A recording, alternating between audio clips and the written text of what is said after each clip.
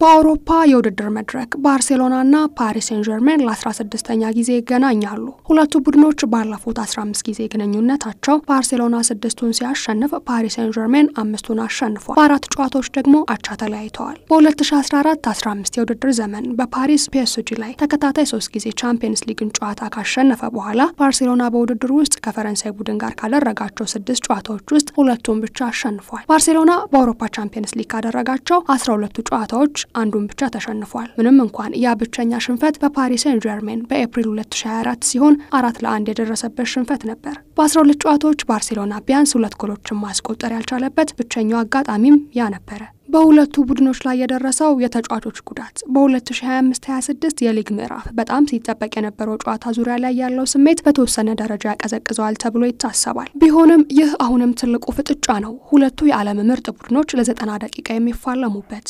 ፈረንሳዊው ተጫዋች ኦስማን ዴምቤሌ አስደናቂ የውድድር ዘመን ያሳለፈበት 2024-25 የውድድር ዘመን 35 ጎሎች ያስቆጠረበት ነው። ባለፈው ሳምንት ደግሞ ባሎን ዶርን አሸንፈዋል። ነገር ግን ከዛሬው ጨዋታ ውጪ ነው። ካታሎኖች አሁንም ቁልፍ ተጫዋቾቻቸው አይሰለፉም። ጆዋን ጋርሺያ፣ ራፊኒሃ፣ ፈርሚን ሎፔዝ እና ጋቪ ጨዋታው ያመልጣቸዋል። ነገር ግን አሌሃንድሮ ባልዴ ከጉዳቱ አገግሞ ከቅያሪ ወንበር ላይም ቢሆን ወደ ጨዋታው ሊመለስ ይችላል። ለባርሴሎና መልካሙ ዜና ላሚን ያማል በቻምፒየንስ ሊግ የመጀመሪያ ጨዋታውን ያደርጋል። ባርሴሎና በሳምንቱ መጨረሻ ጉዳት ላይ የነበረው ተጫዋቹ ላሚን ያማል ከደረሰበት የብሽሽት ጉዳት አገግሞ ከአንድ ወር በኋላ ዳግም ወደ ሜዳ ይመለሳል። ማርከስ ራሽፎርድ ራፊኒሃ በሌለበት በአጥቂነት ጎል ማስቆጠር ይኖርበታል። ሼዝኒ በተጎዳው ጠባቂ ጋርሺያ ቦታ ላይ የሚሰለፍ ይሆናል። አሰልጣኙ ሃንሲ ፊሊክ ዳኒ ኦልሞ በጣም የላቀ አማካይ ሆኖ እንደሚሰለፍ አረጋግጠዋል እና ጄራርድ ማርቲን በባልዴ በተለመደ ቦታ ላይ 6ኛ ተከታታይ ጨዋታውንም ይጀምራል። የአምናው ሻምፒዮናም በጉዳት የተሞላ ሲሆን የ2025 የባሎን ዶር አሸናፊው ኦስማን ዴምቤሌና የቻምፒየንስ ሊግ የፍጻሜ ጎል አስቆጣሪው ዴዘሬ ዴዌ ከጨዋታው ውጭ ይሆናሉ። በሳምንቱ መጨረሻ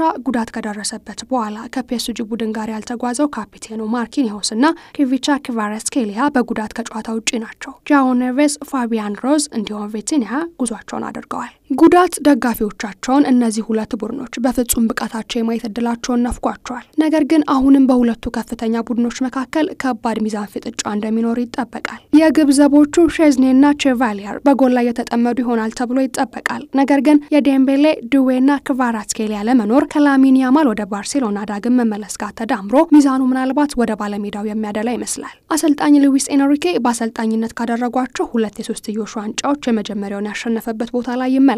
ፒኤስጂ በሊግ 1 ኦክሰርቬን በማሸነፍ ሲመለስ በ2023-24 ሩብ ፍጻሜ ባርሴሎናን ከሜዳ ውጭ ያሸነፈበትን ሽንፈት ለመድገም ወደ ሜዳ ይመለሳል። ከጨዋታው አስቀድሞ በነበረው ጋዜጣዊ መግለጫ ላይ ፔድሪ ሐሳቡን አጋርቷል። አዝናኝ ጨዋታ ጠብቆ ፒኤስጂን ለመበቀል ወደ ሜዳ እንገባለን ብሏል። የመሃል ሜዳውን የበላይነት የወሰደ ክለብ ጨዋታውን ያሸንፋል ሲልም ተናግሯል። ፒኤስጂ ከዓለም ምርጥ ቡድኖች አንዱ ነው፣ ነገር ግን ምርጦቹ እኛ ነን፣ የበቀል ፍላጎትም አለን ብሏል። ፔድሪ ሐሳቡን ሲቀጥል ሃንሲ ፊሊክ ከመጣ ጀምሮ እኛ የበለጠ ደፋር ሆነናል ሲል ተደምጧል። ባርሴሎና ቻምፒየንስ ሊጉን ለማሸነፍ ጥረት ያደርጋል፣ ያንን ለማሳካት ደግሞ ትክክለኛ ቡድን አለንም ብሏል። ፔድሪ አክሎም የምሽቱ ጨዋታ ከምርጥ ጨዋታዎች አንዱ ነው፣ ትልቅ ትርኢት ጠብቁ፣ አዝናኝ ጨዋታም ይሆናል ብሏል። ስለ ላሚን ያማል የተጠየቁት አሰልጣኙ ሃንሲ ፊሊክ እጅግ በጣም አስተዋይ ነው፣ ነገር ግን አሁንም በጣም ወጣት ነው፣ ስለዚህ ገና መማር ያለበት አንዳንድ ነገሮች አሉ፣ እኛም በዚያ እየደገፍነው ነው ብሏል። ላሚን ያማል የዓለም እግር ኳስ አይቷቸው ከሚያውቃቸው ታላላቅ ተጫዋቾች መካከል አንዱ እንደሚሆን እርግጠኛ ነኝም ብለዋል። በሁለቱ ቡድኖች መካከል በተደረጉት ያለፉት 5 የእርስ በርስ ጨዋታዎች ባርሴሎና 2 ሲያሸንፍ በተመሳሳይ ፒኤስጂ 2 አሸንፏል። አንድ ጊዜ